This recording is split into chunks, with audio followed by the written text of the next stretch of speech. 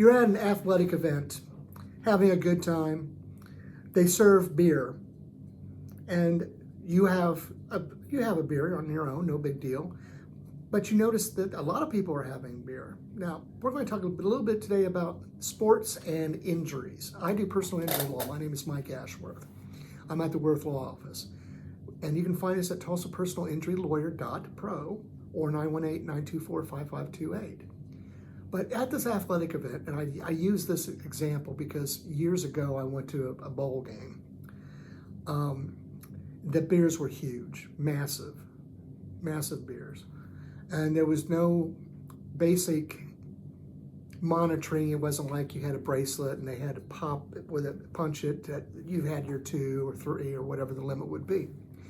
An individual had several at this bowl game, and they're coming down the stairs at the stadium. It was a football stadium. And they were loopy and wobbly, and they fell.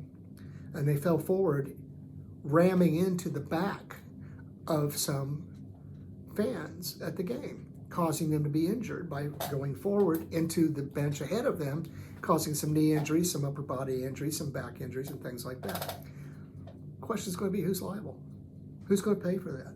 Well, now, obviously, the person who was intoxicated should be held accountable because they had a duty not to get falling down drunk in a crowded place where they could present a danger to other people.